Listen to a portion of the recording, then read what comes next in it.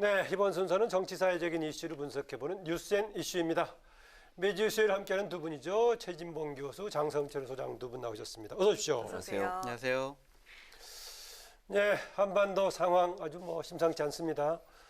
판문점 선언에 대해서 여당을 중심으로 국회에서 비준하자라고 얘기했었는데 사실상 이제 판문점 선언 이해찬 지금 이제 민주당 대표에게 따르면 그걸 지금 이제 파기하는 행위 상징적인 것 있다고 얘기합니다. 그렇죠. 또 진행되는 과정 보면 더 이상의 지금 혹시 이제 무력 행위의 가능성도 지금 점치고 있는데 최근 상황 어떻게 보십니까? 저는 이제 북한의 저런 무모한 도발이나 저런 행동 자체가 전혀 북한에게 도움이 안 된다는 거 분명히 명심해야 될 걸로 생각이 들고요. 저런 벼랑 끝 전술을 통해서 본인들이 얻어내려고 하는 것들이 과연 얻어질 수 있을까 그런 생각이 들고, 지금 현재로서는 그 무력 도발의 수위가 어느 정도까지 갈지는 지켜봐야 되겠지만 9.19 군사 합의에 대해서 일정 부분 파기하는 작업은 계속 할 거라고 봅니다. 왜냐하면 이미 북한이 시나리오를 짜놓고 그 시나리오에 따라 차근차근 하고 있다고 저는 보거든요. 우리가 어떤 태도를 취하든 변함이 없을 거라고 봅니다. 그래서 제가 볼 때는 우리가 예컨대 유화적인 제스처를 취하든 우리가 어떤 행동을 해도 이미 계획되어 있는 계획은 그대로 할 거라고 저는 봅니다. 제가 개인적으로 판단하기는 북한의 저런 행동 자체는 내부적인 결속이라든지 내부에서 일고 있는 김정은 정권에 대한 어떤 불만, 이런 부분들에 대한 무마, 이런 부분들이 일정 부분 작용하고 있다고 보여지거든요. 그러니까 미국을 향해서 메시지를 던지는 것도 중요하지만 내부 결속이라고 하는 코로나 사태 이후에 경제가 어려워지고 또 중국의 접경 지역이 완전히 봉쇄가 되면서 밀수도 어려워지다 보니까 경제적으로 상당히 어려움을 당하고 있는 이제 그 주민들의 어떤 불만, 이런 부분도 좀 어느 정도 동요를 막으려는 의도가 있다고 보여져요. 너무 극단적인 거 아닙니까? 그렇죠. 그렇더라도요. 예. 왜냐하면 다른 방법으로 해결의 방법이 없지 않나 하는 생각이 들어요. 당장 예를 들어서 주민들이 필요한 걸 줄 수 있는 상황도 아니고 대북 제재가 계속되고 있기 때문에 경제적으로 형편이 나아질 수 있는 상황도 아닌 것이고요. 또 코로나 사태 이후에 우리나 미국이나 지원하는 부분에서 한계가 있을 수밖에 없거든요. 그런 상황에서 북한이 선택할 수 있는 방법이 유일하게 이 방법밖에 없는 게 아닌가 하는 생각이 들어서 참 폐쇄된 국가의 잘못된 행동이라는 생각이 들고요. 그런 상황이라고 하면 이제 무력 도발이라고 저는 국지전이나 우리 이 주민이나 우리의 어떤 영토를 향해서 공격을 하기보다는 사격을 하거나 사격 훈련을 하거나, 지금 현재 공중에서도 비행을 못하도록 금지해 놓은 게 있지 않습니까? 그걸 파기하는 행위라든지 아니면 해안포 발사를 통해서 사격 훈련을 통해서 9.19 군사 합의를 전면적으로 부인하는 그런 행동들을 할 가능성, 그런 도발의 가능성이 있을 것으로 보여집니다. 네. 장수장은요. 큰일 났습니다. 큰일 났다. 어쨌든 기본적으로 북한이 실질적인 군사적인 위협을 하겠다라는 의지를 표명을 했고 행동으로 옮기고 있습니다. 결국에는요, 지금 총참모본부가 오늘 아침에 얘기를 했잖아요. 우린 두 가지 할 거다. 군사행동 할 거다. 결국에는 군사행동이 뭐겠습니까? 개성하고 금강산에 자신들의 병력을 주둔시키겠다라는 것이고요. 그 다음에 9.19 군사 합의를 폐기하겠다라는 거 아닙니까? 그렇다면 비무장지대의 지피에 병력을 철수했었는데 거기에도 병력을 계속 배치할 것이고 접경 지역에서의 군사훈련 재개할 겁니다. 한반도의 위기감이 상당히 고조되고 있다. 이런 상황으로. 장 소장이 봤을 때 역대 상황에 비추어 봤을 때 언제쯤하고 좀 견뎌볼 만합니까? 기본적으로 2010년도에 연평도 포격이 있기 전의 상황과 좀 비슷한 것이 아니냐, 그런 생각이 듭니다. 왜냐하면은 2009년도에 북한이 화폐 개혁을 해가지고요, 상당히 경제가 어려웠었거든요. 그래서 2010년도 초에 북한이 화폐를 개혁을 했던 것을 실패했던 걸 책임지어가지고 경제상을 그때 숙청을 해버렸습니다. 그런 다음에 내부에서 불만이 계속 고조되니까 연평도 포격을 했거든요. 현재 북한의 그런 모습이 아닌가라는 생각이 듭니다. 저는 그렇게까지 가진 않을 거라고 보고요. 그러니까 긴장은 고조시키겠지만 우리 영토를 타격을 하거나 아니면 공격을 할까지는 안 갈 거라고 봐요. 첫 번째 질문은 김정은이 전면에 나서지 않아요. 지금 노동신문에 보면 김정은의 발언으로 나오고 김여정이 전면에 나서 지금 하고 있거든요. 그런 차원이라고 하면 김정은이 언젠가 어느 순간 다른 모습으로 나타날 가능성도 예상해 볼 수 있습니다. 이게 전면적으로 2018년 이전의 상황으로 완전히 돌아가는 것은 부담을 가질 수밖에 없어요. 그렇게 됐을 경우에 과연 그럼 북한이 뭘 얻어낼 수 있을까요? 우리 정부와 대치적으로 하고 우리 정부가 정말 극대강 대치를 했을 때, 강대강 대치를 했을 때 과연 북한이 미국으로부터 뭘 얻어낼 수 저는 없을 거라고 봐요. 기본적으로. 그래서 직접적으로 우리 영토를 타격하거나 군사적 도발을 할 가능성은 저는 낮다고 보고, 다만 ICBM이나 SLBM 같은 미국을 상대로 한 어떤 미사일 발사 훈련, 이런 훈련들은 가능할 거라고 봅니다. 그래서 군사적인 어떤 무력 행동은 가능하지만 그 직접적으로 우리 영토를 공격하는 정도까지 갈 가능성은 아직은 낮다, 이렇게 보여집니다. 네, 청와대가 북한의 말폭탄에 대해서 몰상식한 행위, 또 사리분별 못하는 언행이라면서 강력하게 비판을 했습니다. 북한에 대한 비난을 최대한 자제해왔던 이 청와대가 이례적인 맹비난으로 응수를 했는데요. 이 청와대의 기류 변화 어떻게 보십니까? 참을 만큼 참았다라는 뜻으로 보여집니다. 그리고 이제 말폭탄뿐만이 아니라 행동폭탄을 지금 하고 있잖아요. 그런 점에서 지금도 자, 우리 계속 평화해야 됩니다. 그런 언어적인 유의만 하면은 국민들의 분노가 상당히 높아질 겁니다. 기본적으로 조중통에서는 잊혀져가는 그 서울 불바다설이 다시 떠오른다, 막 이런 협박도 했고요. 김여정이 문재인 대통령이 했던 6.15 선언에 대해서 맹물 먹고 얹힌 소리, 철면피 이런 식으로 직접 공격을 했어요. 이런 것에서 참는다는 것 자체가 비굴한 거 아니냐, 굴욕적인 평화를 추구하는 거 아니냐, 그런 비판을 받을 수가 있습니다. 저는요, 문제를 삼고 싶은 게요, 지난 3년 동안 문재인 대통령이 과연 무엇을 했느냐라는 생각이 듭니다. 2017년도 대선 후보 때 문재인 당시 후보는 김정은이 가장 두려워하는 그러한 대통령이 되겠다라고 말씀하셨었어요. 그런데 며칠 전에 옥류관 주방장조차도 우리 대통령을 조롱했습니다. 이것은 지금까지 지난 3년 동안 해왔던 이 정부의 대북 정책이 잘못된 것이 아니냐, 그러한 증빙으로 보여집니다. 아까 최진봉 교수는 최근 상황을 두고 한정해서는 얘기인가 모르겠습니다만은 우리가 어떤 방식으로 대응하든 간에 북한의 태도는 그렇게 나올 거다라는 얘기입니다. 달리 네. 얘기하면은 우리의 지금 정책적인 선택의 문제가 아니라 지금 북한이 그렇게 움직인 것에 문제가 있다라고 보는 견해 같아요. 예를 들면 이럴 수가 있잖아요. 대통령께서 처음 당선되시고 나서 한반도 운전자론, 그다음에 중재자론을 했잖아요. 근데 지금 북한 같은 경우에는 대북 제재 때문에, 코로나 때문에 경제가 상당히 어려운 부분이 있지 않습니까? 그러면은요, 미국과 중국을, 그다음 러시아를, 일본을 설득을 해서 자, 북한 문제, 대북 제재 요것만은 좀 풀어주자. 북한 정권이 나쁘지 북한의 주민들이 나쁘냐? 북한 주민 지금 굶어 죽게 생겼다. 전기 뗄감 없어가지고 평양조차도 되게 힘들어하지 않느냐? 그러니까 우리가 이런 걸 조금씩 좀 풀어주자라고 외교적인 협상력을 발휘했으면 어땠을까? 근데 아무것도 안 했잖아요. 김여정이 아니 저 대북전단 때문에 이거 좀 우리 최고 존엄을 어떻게 이렇게 모욕할 수 있어 그랬더니 고작 한다라는 게 대북전단 금지법을 만들겠다는 거 아닙니까?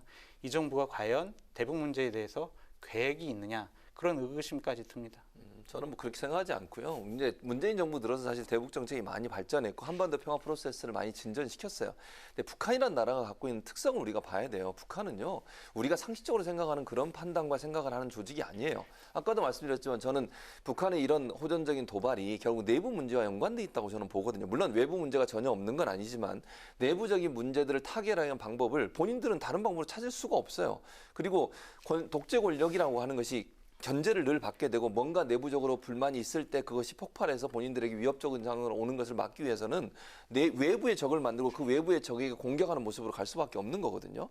그런 차원에서 북한이 지금의 저런 무모하고 말도 안 되는 행동을 한다고 저는 봐요. 그래서 북한이 예를 들어서 이게 정권이 다른 정권이라 한들 지금의 상황이 안 일어났을까 그러면 저는 그렇게 보지는 않거든요, 기본적으로. 그리고 문재인 대통령이 계속 평화를 추구하는 것은 저는 어느 대통령이나 그래야 된다고 생각을 해요. 우리가 그러면 예를 들어서 북한이 그렇게 호전하고 나온다 같이 그럼 군사적 대응을 할까요?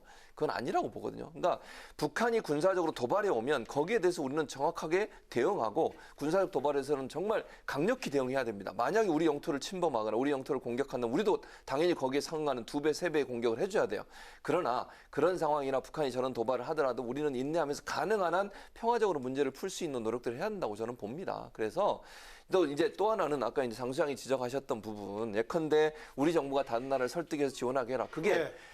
대북 제재가 계속되는 상황에서는 어려워요, 실제적으로. 그러니까 우리가 예를 들어서 미국을 설득하고 일본을 설득하고 일본이 하겠습니까? 미국이 하고? 저는 미국은 결국 핵 문제와 연관돼서 그걸 지렛대로 해서 북한을 핵을 포기하도록 만들려는 전략을 갖고 있는 곳입니다.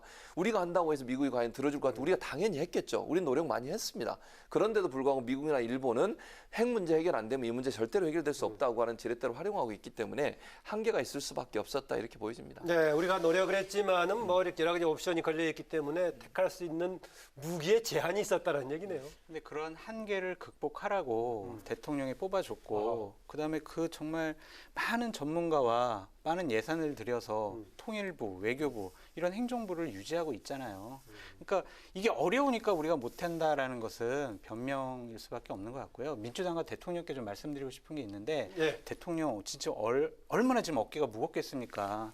본인이 집권 초부터 가장 중점 들여왔던 대북 문제가 이렇게 파탄이 나게 생겼는데 엄청 힘들고 심리적으로도 어려우실 거예요. 어깨도 무겁고. 그런 상황에서 민주당이 예를 들면 자, 북한과의 이런 파탄의 관계로 진행되고 있는 것 자체가 우리가 약속을 안 지켜서 그랬다라든지 미국 탓이라든지 그다음에 야당이 판문점 선언을 비준을 안 해줘서라든지 이렇게 남 탓을 하는 이런 행동들은 안 했으면 좋겠다라는 생각이 듭니다. 네, 정부 정책 얘기했었는데요. 지금 문재인 정부뿐만이 아니라 이전에 다른 정부에서도 통일부 장관이 과연 얼마나 독자적인 역할을 할 수 있느냐, 또 거기에 따른 책임을 얼마나 물을 수 있느냐 항상 논란이 되긴 합니다만은 오늘 김현철 통일부 장관 이번 상황에 대한 책임을 지고 사퇴 의사를 표명을 했습니다. 사퇴 의사 표명하는 것도 통일부 장관의 그동안 역할에 대한 평가 어떻게 보십니까? 기본적으로 한계 없다라는 게 지배적인 평가였던 네. 것 같아요. 그러니까 예를 들면은 대북 문제를 좀 원만하게 풀어서 뭔가를 활로를 찾는다라든지 아무것도 한 게 없어요. 사실은 예를 들면은 민주당 내에서도 비판하는 게 아니 대북 전단 왜 막지 않았느냐. 올해도 4차례나 보냈고 작년에도 11차례 보냈는데 왜 그거조차 안 막았느냐라고 불만 섞인 목소리가 나오거든요. 야당도 생각할 수가 있죠. 통일부 장관 해가지고 과연 뭐 했냐. 대북 문제 풀려진 게 뭐가 있냐. 그런 비판을 직면할 수밖에 없고 어쨌든 지금 북한이 실질적인 군사적인 위협을 가하고 있는 상황에선 본인이 어쩔 수 없는 선택이 아니었느냐라는 생각이 듭니다. 우리의 자세를 가다듬는 차원에서라도 경질이 필요하다고 보시는군요. 저는요, 이 통일부 장관뿐만이 아니라 그 청와대에 있는 안보 라인을 바꿔야 된다는 생각이 듭니다. 집권 4년 차잖아요. 남북 관계가 이렇게 파탄 났습니다. 책임지고 일하시던 분들이에요. 그러면은 그분들이 책임을 물어야죠. 솔직히 통일부 장관은 독자적인 힘이 없기 때문에 예. 좀 억울한 면도 있지 않을까라는 생각 듭니다. 저런 비판 때문에 통일부 장관이 사임을 한 거예요. 이게 무슨 말이냐면 만약 사임을 안 하고 버텨보세요. 동일한 얘기, 저보다 더 강한 얘기가 나왔을 겁니다. 장성수 소장이 지금 얘기하잖아요. 결국은 이 모든 책임을 누군가 져야 되는 상황이 됐어요. 왜 안 그러면 문재인 정부 전체를 공격할 거고요. 안보라인 전체가 나가라고 그럴 겁니다. 그러니까 그랬을 것 같습니까? 지금 김현철 그렇죠. 장관이 표명 안 했으면은 야당으로서는 청와대 직접 참모진을 바꾸라고 했을 거예요. 그러니까요. 예, 그러니까 예. 결국은 김현철 장관이 저렇게 선제적으로 사의를 표한 것은 본인이 모든 책임을 지고 물러나겠다는 거예요. 그러면은 야당의 공격이 일정 부분 정권에 부담이 되거나 정부에 부담이 되는 부분을 줄여줄 수 있어요. 누군가는 책임을 져야 되는 상황이 돼버렸고 뭐 저는 김현철 장관이 크게 잘못한 게 있다고는 생각하지 않아요. 기본적으로. 그럼에도 불구하고 누군가 주무장관이 물러나지 않는다고 하면 이 모든 화살이 결국은 정부에게 부담이 될 수밖에 없고 청와대 안보 라인까지도 공격의 대상이 될 수밖에 없는 상황이 돼버렸어요. 그러면 본인이 먼저 사임을 함으로써 결국 이런 부담을 줄여주면서 정부가 새로운 국면으로 나갈 수 있는 기회를 열어준 거거든요. 결국은. 그러니까 이건 정치적 선택도 함께 있다고 저는 봐요. 물론 주무장관으로서 현재 이런 상황에 대해서 누군가 책임지는 모습을 보여줬다는 점에서는 긍정적으로 평가하고 또 하나는 본인이 그렇게 해줌으로써 정부가 부담을 일정 부분 덜고 새로운 국면으로 나갈 수 있는 길을 터줬다는 점 이런 점에서는 김현철 장관의 사임의 타이밍은 참 적절했다 이렇게 보여집니다. 네. 네, 여야가 북한발 안보 위기에 한 목소리를 냈는데요. 하지만 원구성 문제로 갈등을 빚으면서 대책 논의는 따로 내놓는 상황입니다. 이 도발 사태 대응을 위해서 여야가 어떤 자세를 취해야 한다고 보시는지요? 여야가요 서로 자기네들 주장을 밀어붙이게 하면 안 돼요. 예를 들면은 지금 민주당 같은 경우에 진짜 대북 무슨 결의안 그런 것들 처리하면 안 된다라고 야당 공격해서도 안 되고요. 판문점 선언 비준해 주자 이런 얘기 해도 안 돼요. 그리고 야당 같은 경우도 지금 지금 상당히 상황에서 판문점 선언 비준 얘기 가능하겠어요? 이미 가능하지 않죠. 깨졌다고 가능하지 얘기하는데. 않죠. 예. 그러니까 예를 들면은 그런 일들. 또한 통합당 같은 경우에는 지금 이 상황에서 대북 규탄 결의안 하자 그러면 지금 불 붙어 있는데 지금 기름 붓는 그런 효과도 있잖아요. 그러니까 서로 자제하고 남남 갈등이 없어야 된다고 생각이 듭니다. 예. 그러니까 여당이 야당을 좀 설득을 해가지고 자 대한민국 안보가 지금 위태로운 부분이 있으니까 우리도 어느 정도 양보할 테니까 당신들 같이 이러한 국민들의 안전을 위해서 머리를 맞대자. 그래야 국민들이 안심을 합니다. 여야가 따로따로 얘기를 하면은요 국민들 더 불안해요. 그러한 양보와 협치를 위해서는 여당이 조금 더 많은 노력을 해줘야 된다. 그래서 지금 통합당의 장제원 의원의 경우에는 외통이라든 국방이라도 가동시키자 그런 얘기하던데. 근데 그렇게 되면은요 여러 가지 또 다른 문제점이 많이 생길 수가 있어요. 그거보다는 지금은 다른 목소리를 내지 않고 대통령께 힘을 실어주고 그런 차원에서 저는요 대통령께서 북한에만 특사 파견하지 마시고 야당 지도부에 특사 파견하시고요 야당 지도부를 청와대로 초청을 해서 그럼 특사 안철수 대표 어떻습니까? 아니요 그게 북한 특사가 아니라 이제 청와대로 초청을 청와대 하셔서 내부에. 자 이렇게 우리나라 상황이 이렇다 이런 어려움 토로하시고 여야가 한 목소리 내는 그런 분위기를 좀 만들어 주시면 어떨까라는 생각이 듭니다. 네. 저는 아마 이제 초청을 해도 지금 당장은 안 갈 거예요. 제가 야당 입장에서 왜냐하면 지금 원구성 문제 때문에 여러 가지 논란이 돼서 그럴 것 같은데 저는 뭐 초청하는 것도 좋다고 생각하고 그러면 갔으면 좋겠고요. 또 여야가 합의해야 된다고 그러니까 협치를 해야 한다고 봐요. 네. 장 수장이 앞부분에 저는 동의를 전적으로 합니다. 그러니까 여야가 이런 문제 때문에 정쟁하지 말고 그러면 이해찬 대표도 그런 얘기 했잖아요. 이제 이 문제는 여야를 따라서 함께 목소리를 내야 되니까 들어오셔서 상임위에서 함께 논의하자. 네. 그건 저는 손을 벌렸다고 생각해요. 그러면 통합당에서 장제원 의원, 하태경 의원, 김기현 의원까지 오늘 나와서 그런 얘기를 했어요. 세 분이 다. 그러니까 외통이나 아니면 그 국방이나 이런 부분은 통일 관련된 외교 통일이나 외통이나 이런 부분들은 적극적으로 좀 들어가서 논의를 하자. 이거는 뭐 정치적 문제가 아니잖아요. 이건 국가의 안위와 관련된 문제고 안보에 가장 앞장서는 당이 어디입니까? 통합당이잖아요. 그러면 적극적으로 들어가셔서 논의하면 돼요. 지금 당장 뭐 여야가 원구성 문제 때문에 갈등하고 있으니까 우리 들어가면 안 된다 이런 얘기를 할 때가 아니고 네. 들어가셔서 정말 지혜도 짜내고 합의도 하고 또는 얘기도 하고 토론도 하고 이러면서 좀 합리적인 방안들을 같이 찾아내는 모습을 국민들이 원하지 않을까 이런 생각이 듭니다. 네. 네, 주호영 원내대표가 지금 사퇴 의사를 밝히고 어쨌든 협상의 주체인데요. 네, 네. 집거 중인데요. 김종인 비대위원장이 주 원내대표에게 힘을 실었지만은 당 내에서는 찬반 의견이 나오고 있습니다. 주 원내대표 복귀해야 할까요? 사퇴해야 할까요? 두 분 의견 묻겠습니다. 복귀하셔야죠. 복귀할 겁니다. 예. 그리고 복귀할 겁니까? 예, 복귀합니다. 아직은 답을 안 줬다고 그러던데. 답을 안 줬는데요. 이번 주에는 복귀를 안 하신다고 하고요. 다음 주 월요일쯤에 다시 나오실 거라 하더라고요. 복귀를 요청하는 사람들이 좀 다음 많다고 주에. 하는데 네. 9대 1이에요. 반대하는 쪽도 있다고 어떤 분들이 반대는 좀 별로 반대하는 없어요. 뭐 재선 의원들이 좀 반대한다고 하는데 그거는 좀 다른 사심이 좀 있어 보이고요. 네. 자, 이번 주 금요일에 왜 복귀를 안 하냐면 이번 주 금요일에 민주당에서 일단 본회의를 열어가지고 상임위원장 선출한다고 했잖아요. 근데 그런 상황에서 복귀를 하게 되면 이런 것이 상당히 좀 다른 의미로 비춰질 것 같다. 그래서 협상을 안 하고 복귀를 안 하고 네. 이런 것도 협상이다. 이것도 딜이다. 그래도 뭔가 좀 얘기를 해야 지금 여러 가지 이슈가 걸려 있는 당장 이제 북한발 이런 쟁점도 걸려 있고 하는데 복귀를 해야 되지 않겠어요? 근데 그런 것보다는요. 어쨌든 이 부분은 어쨌든 집권 여당이 국정 운영에 무한 책임을 갖고 있으니 이 부분은 그분들이 해결해야 되는 것이고 주호영 원내대표 같은 경우엔 어쨌든 이 원구성 문제를 얼마나 더 매끄럽게 하느냐, 마무리 짓느냐 그 부분을 더 중요시하게 생각을 하는 것 같습니다. 네. 그렇기 때문에 민주당에서는 또 이렇게 한대요. 금요일 날 본회의 열지 않고 이번에 상임위원장 선출 안 하겠다. 그런 식으로 좀 저를 보고 내부에서- 얘기하시고 강아랑 앵커를 보고 얘기했어요. 죄송합니다. 언제쯤 복귀 예상하신다고요? 월요일이요. 월요일이요? 다음 주 예, 월요일. 주호영 원내대표 진로 관련 얘기. 저는 주호영 원내대표가 당에 돌아와야 한다고 생각해요. 주호영 원내대표가 본인이 책임지고 뭐 사퇴한다고 얘기하셨지만 사실 주호영 원내대표 입장에서 책임질 문제는 크게 없다고 봐요. 물론 협상을 열심히 하고, 근데 물리적으로 사실 이게 막을 수 있는 상황이 아니잖아요. 그래서 구성으로 본다고 하면 그런 차원이라고 하면 저는 뭐 주호영 원내대표 빨리 복귀하시는 게 맞다고 보고요. 또 하나 이게 만약에요. 지금 현재 이 문제가 책임지는 18개 상임위에 다 가져려고 하면 민주당이니까 민주당이 다 알아서 해라. 우리는 원구성 문제 때문에 안 들어가겠다. 이렇게 되면 국민들이 어떻게 보겠습니까?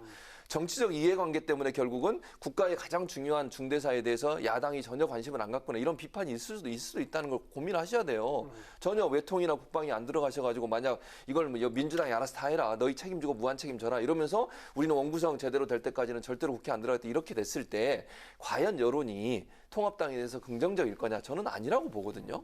그러니까 이 문제는 아까도 뭐 몇몇 의원들 얘기하셨지만 기본적으로 국가의 안보와 관련된 문제고 국민의 재산과 관련된 문제고 생명과 관련된 문제 아니겠습니까?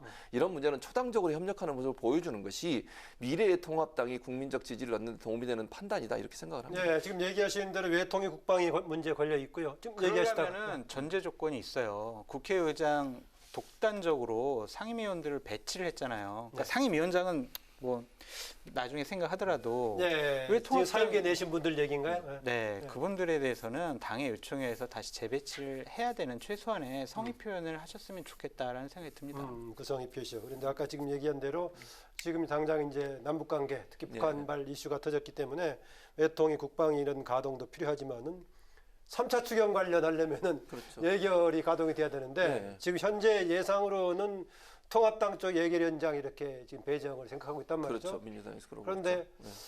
그게 지금 당장 합의가 좀 쉽지 않아 보이기도 한데 예. 어떻게 일단 그 부분만 어떻게 해결하고 할까요? 아니면 다른 방법이 있을까요? 제가 볼 때는 이번 주 금요일에는 그렇게 가기는 조금 부담스럽지 않을까 하는 생각이 들어요. 근데 문제는 이제 계속 만약에 통합당이 협의를 하거나 협의에 들어오지 않거나 협의에 대해서 협상에 응하지 않을 경우에는 그렇게 갈 가능성을 전혀 배제할 수는 없다는 생각은 듭니다. 그러나 지금의 상황에서 금요일 날 강행 처리를 하기에는 약간 부담스러울 수 있어 민주당 입장에서는 약간 숨고르기를 할 가능성이 있다. 그럼에도 불구하고 다음 주가 돼도 만약에 통합당이 협상에 전혀 안 들어오고 계속 보이콧을 했을 경우에 그런 경우에는 지금처럼 강행할 가능성도 전혀 배제할 수 없는 상황이라는 생각이 듭니다. 예.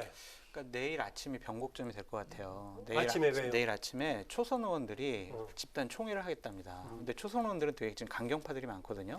맞지 말자. 다 18개 다 주고 그리고 책임 정치하라고 하자라고 그런 모임들이 있는데 얘기들이 있는데 내일 아침에 초선 의원들의 총회를 열어가지고 그 뜻을 좀 관철시키려고 하는 모양입니다. 아, 그렇기 때문에 내일 오전에 이분들이 더 강경한 목소리를 내게 되면은 기본적으로 통합당은 예결위원장도 잘 필요 없다. 당신들이 다 하고 추경 모든 거 다 알아서 해라.